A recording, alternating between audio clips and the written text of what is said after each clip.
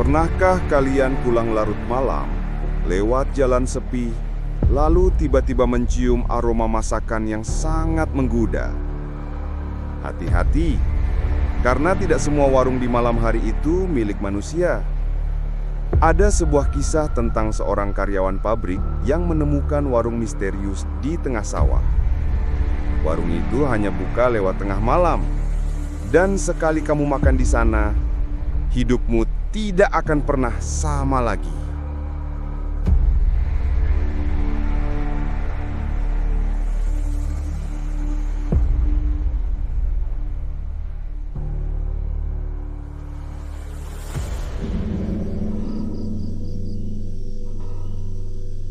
Malam itu, jalan kampung di pinggiran kota Bekasi masih sepi. Lampu jalanan redup, sebagian bahkan mati. Angin malam membawa suara jangkrik dan sesekali lolongan anjing dari kejauhan. Arif, seorang karyawan pabrik, baru saja pulang lembur. Perutnya keroncongan parah, tapi semua warung yang biasa buka sudah tutup. Sambil mengendarai motornya pelan, Arif menggerutu. Aduh, lapar banget. Masa harus makan mie instan lagi? Tapi saat melewati tikungan dekat sawah, ia melihat cahaya lampu redup di kejauhan.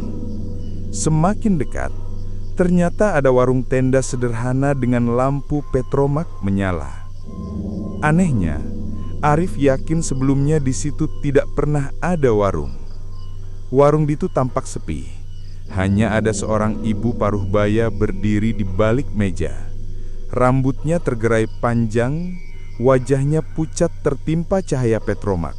Aroma masakan tercium sangat menggugah selera. Iya mas, mampir aja. Warung baru buka. Masih panas semua makanannya. Suara ibu itu lembut tapi datar. Arif menelan ludah. Perutnya makin minta diisi.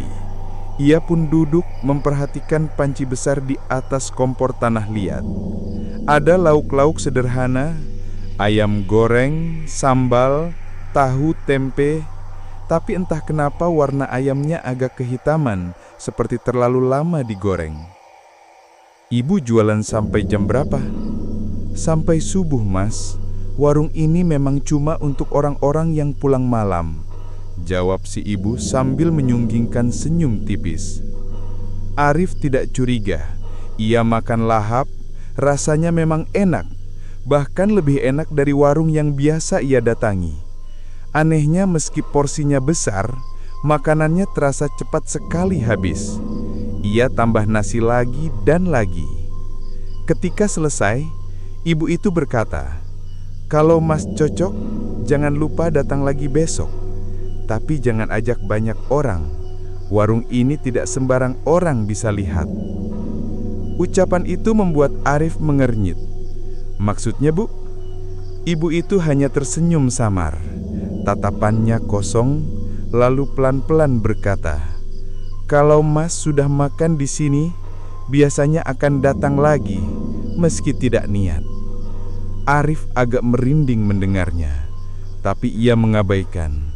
Ia bayar makanannya murah sekali, bahkan lebih murah dari harga normal. Saat menyalakan motor, ia menoleh ke arah warung itu lagi. Ibu penjual masih berdiri, tapi kali ini wajahnya terlihat lebih pucat dengan mata yang seolah menyala samar di balik cahaya petromak. Arif buru-buru pulang. Sesampainya di kos, ia langsung tidur. Namun malam itu ia bermimpi. Ia kembali duduk di warung tersebut, tapi kali ini meja-meja penuh oleh orang-orang yang wajahnya tidak jelas. Ada yang kepalanya miring, ada yang tubuhnya penuh luka. Semua makan dengan lahap, sementara ibu penjual menatap Arif dari jauh dengan senyum yang makin lebar. Ketika Arif menunduk ke piringnya, ia tersentak. Yang ada di piringnya bukan lagi ayam goreng, melainkan potongan daging mentah yang masih berdarah. Arif terbangun dengan keringat dingin membasahi tubuhnya. Perutnya masih terasa lapar, Lapar sekali, seolah apa yang ia makan tadi tidak pernah cukup. Dan di sudut kamar kosnya, samar-samar ia melihat bayangan seorang wanita berdiri, seperti ibu penjual warung itu, sedang tersenyum. Sejak malam itu, Arif tidak bisa berhenti memikirkan warung tengah malam. Padahal ia sudah berusaha melupakan, tapi setiap pulang lembur, langkahnya seperti selalu diarahkan ke sana. Malam berikutnya, ia kembali melewati tikungan dekat sawah. Dan benar saja, di tempat yang sama, warung itu berdiri. Lampu petromak bergoyang ditiup angin. Aroma masakan seolah menarik perut Arif tanpa bisa ditahan. Aduh, masa iya aku balik lagi? Gumamnya. Tapi anehnya, tangannya sudah memutar stang motor, berhenti di depan warung. Kali ini, warung tidak sepi. Ada beberapa orang duduk di meja-meja panjang. Arif agak lega. Setidaknya, tidak sendirian.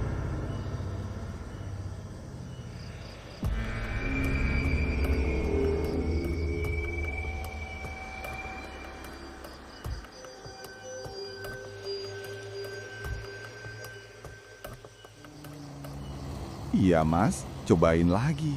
Malam ini lebih segar. Suara ibu penjual itu terdengar dari balik meja. Ia tersenyum lebar, tapi kali ini giginya terlihat sedikit lebih runcing. Arif menelan ludah, tapi tetap mengambil piring. Dan benar saja, lagi-lagi makanannya sangat enak.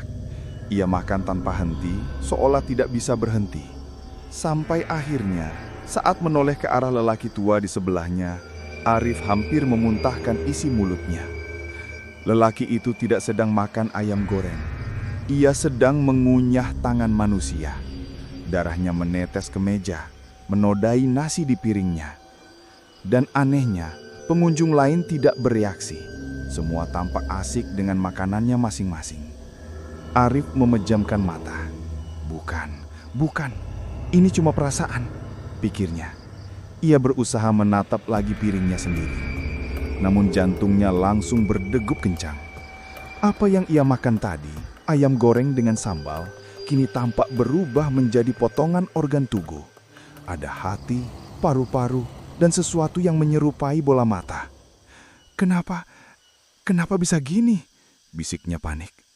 Ibu penjual masih menatapnya dengan senyum yang tidak pernah pudar. Mas Arif, sudah kubilang kan, kalau sudah makan di sini akan selalu kembali. Itu tandanya Mas sudah jadi pelanggan tetap.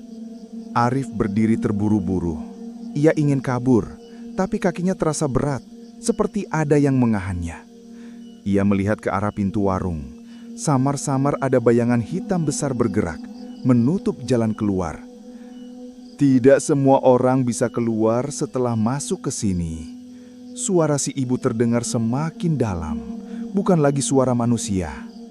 Arif menggigil, tubuhnya kaku, pandangannya berkunang-kunang. Ia berusaha melawan, tapi semakin ia melawan, semakin lemas tubuhnya. Tiba-tiba, pengunjung lain yang sejak tadi makan dengan lahap berhenti serentak. Mereka semua menoleh ke arah Arif dengan wajah yang mulai jelas. Mayat pucat, bola mata terbalik, mulut berlumuran darah. Makan! Suara mereka serempak bergema sampai membuat telinga Arif berdenging. Arif berteriak sekuat tenaga, lalu gelap. Ketika tersadar, ia sudah berada di kamar kos. Nafasnya memburu, keringat dingin membasahi baju. Tapi yang membuatnya benar-benar ngeri adalah bau. Dari meja belajarnya ia melihat sebungkus makanan warung.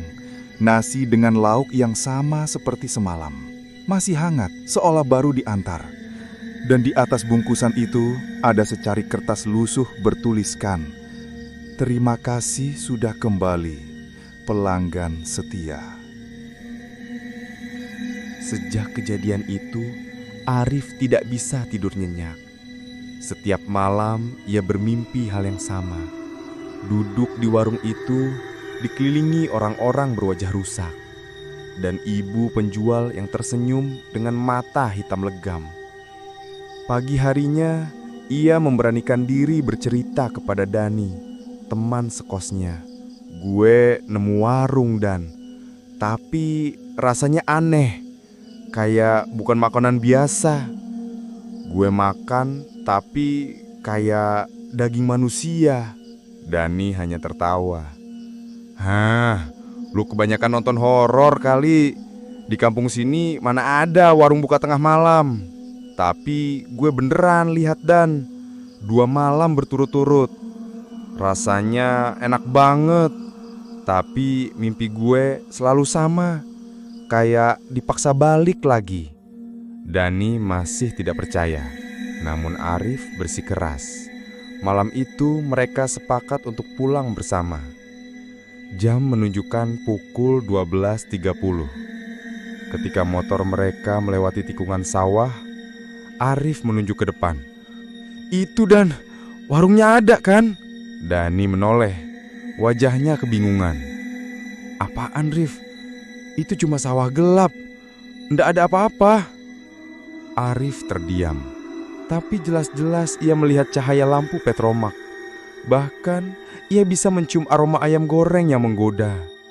Tangannya gemetar, matanya terpaku. "Lu nggak lihat?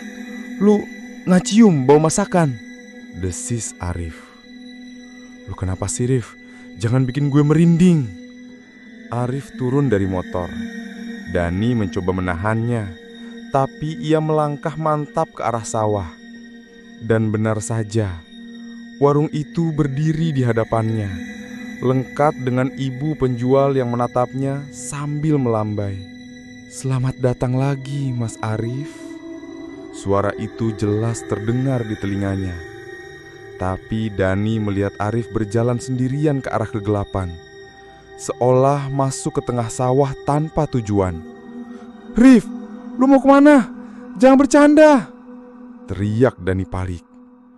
Namun Arif tidak berhenti. Ia masuk ke dalam warung itu. Kali ini pengunjung lebih banyak. Meja penuh sesak. Semua orang menatapnya. Bau anyir darah menyengat. Ibu penjual mendekat membawa sepiring nasi. Di atasnya ada sesuatu yang membuat Arif hampir muntah. Sebuah kepala manusia dengan mata yang masih melotot. "Silahkan dimakan, Mas, biar semakin betah di sini." Arif mundur ketakutan.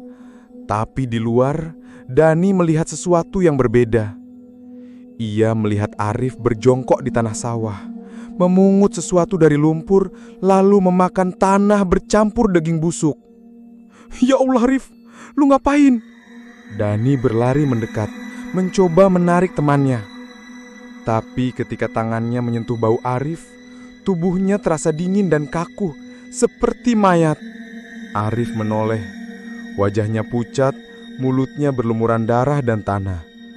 "Enak, Dan, cobain deh." Dani teriak ketakutan, melepaskan genggamannya dan lari sekencang mungkin meninggalkan Arif di sawah. Sementara itu, di dalam penglihatan Arif, semua pengunjung warung bertepuk tangan. Ibu penjual mendekat dan berbisik di telinganya. "Mas sudah mulai menyatu dengan kami. Sebentar lagi, Mas bukan lagi manusia." Sejak malam ia makan di sawah, tubuh Arif tidak lagi sama. Ia terus merasa lapar, lapar yang tidak bisa ditahan. Setiap makanan biasa yang ia coba makan di kos, nasi padang, mie instan, bahkan ayam goreng, semuanya hambar, seolah tidak punya rasa. Yang bisa membuatnya sedikit tenang hanya satu: ia harus kembali ke warung tengah malam itu. Dani sudah tidak berani lagi sekamar dengan Arif. Ia pindah kos ke blok sebelah setelah melihat sendiri Arif memakan tanah dan daging busuk. Sejak itu, Dani tidak pernah lagi mau menegurnya. Malam itu, Arif melangkah ke sawah sendirian. Dan benar saja, warung itu sudah menunggunya, lebih ramai dari sebelumnya. Pengunjungnya duduk berderet. Wajah mereka semakin jelas. Mayat dengan luka terbuka, sebagian bahkan tanpa kepala. Tapi mereka semua makan dengan lahap. Ibu penjual berdiri di tengah, tersenyum lebar. Wajahnya kini tidak lagi menyerupai manusia. Matanya hitam penuh, mulutnya robek sampai ke telinga, dan giginya runcing seperti binatang buas. "Selamat datang lagi, Mas Arif. Bagaimana rasanya? Tubuh Mas sudah mulai terbiasa, kan?" Arif terdiam. Ia tahu seharusnya lari, tapi perutnya melilit sakit. Lapar luar biasa. Apa sebenarnya warung ini?" tanyanya gemetar. Ibu itu mendekat. Dari dekat, aroma busuk darah bercampur amis menusuk hidung Arif. "Warung ini bukan untuk manusia biasa. Yang datang ke sini hanyalah orang-orang terpilih. Orang yang dituntun oleh rasa laparnya. Orang yang tidak bisa lagi kenyang dengan makanan dunia." Arif menelan ludah. "Kenapa saya?" Si ibu menyeringai. "Karena Mas sudah menyentuh makanan kami. Sekali saja cukup. Sekarang Mas bukan manusia seutuhnya lagi." Tiba-tiba, meja panjang di depan Arif berguncang. Dari bawah meja, muncul tangan-tangan pucat yang menarik keluar sesuatu. Mayat segar yang baru saja mati. Tubuh itu dilempar ke tengah warung, lalu pengunjung menyerbu, mengoyak-ngoyak dagingnya dengan mulut. Suara sobekan, kunyahan, dan jeritan samar memenuhi ruangan. Arif mematung, mual bercampur lapar yang tak tertahan. Perutnya seperti ditusuk dari dalam. Tiba-tiba, ibu itu menyodorkan sebuah piring berisi potongan jantung manusia yang masih berdenyut. "Makan, Mas, atau Mas akan mati kelaparan di dunia ini." Arif menutup mulutnya, berusaha menolak. Tapi tangannya gemetar, perlahan mengambil jantung itu dan menggigitnya. Darah segar meledak di mulutnya, hangat dan amis. Suara tepuk tangan bergema. Semua pengunjung menatapnya dengan senyum penuh darah. "Sekarang, Mas benar-benar jadi bagian dari kami," kata si ibu dengan suara bergema. Arif terisak. Ia ingin berhenti, tapi tubuhnya terus menelan. Ia merasa semakin kuat, tapi juga semakin jauh dari manusia.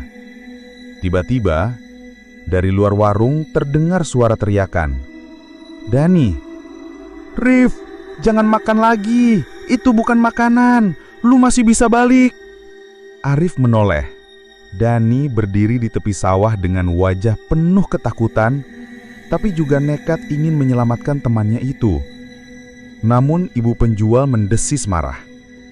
"Yang bisa melihat warung ini, tak ada yang boleh keluar hidup-hidup."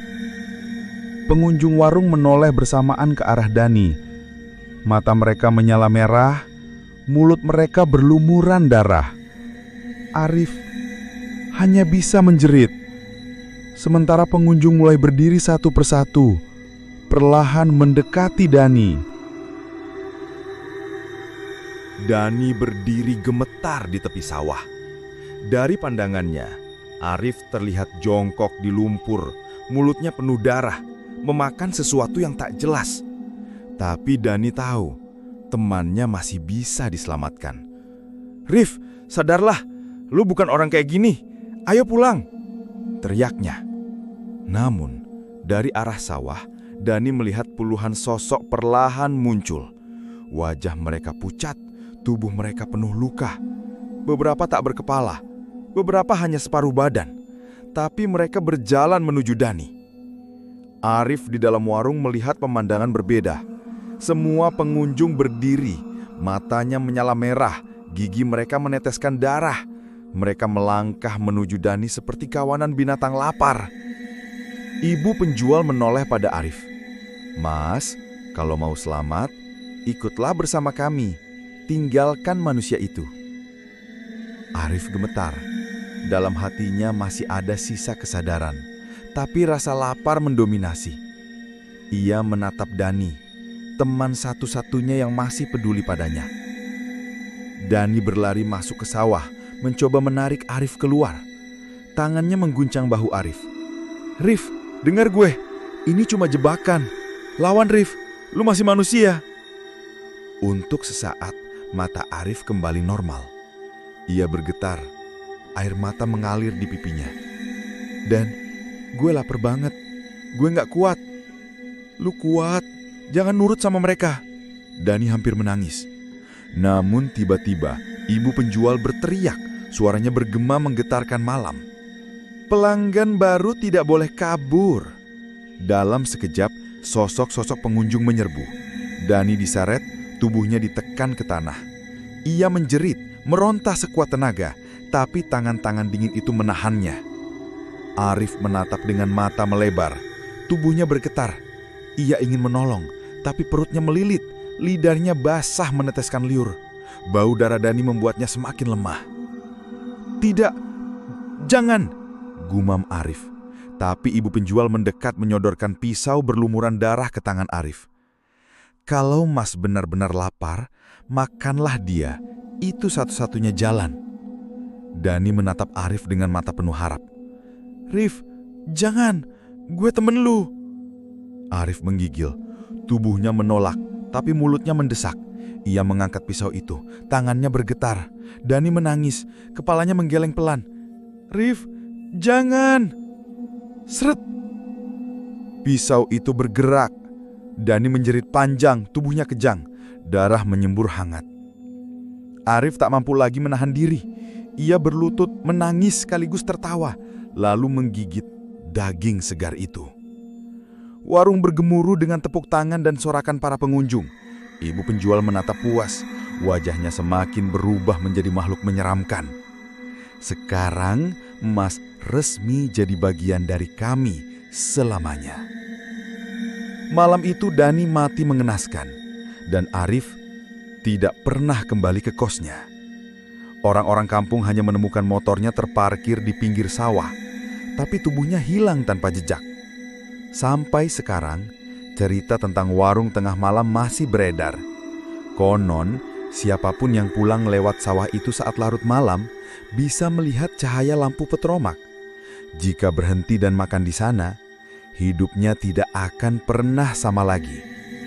Karena warung itu tidak menjual makanan biasa.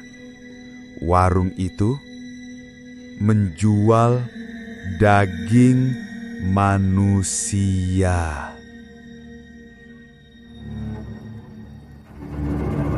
Itulah kisah tentang warung tengah malam, tempat yang hanya bisa dilihat oleh orang-orang tertentu. Dan siapapun yang pernah makan di sana akan menjadi pelanggan tetap selamanya.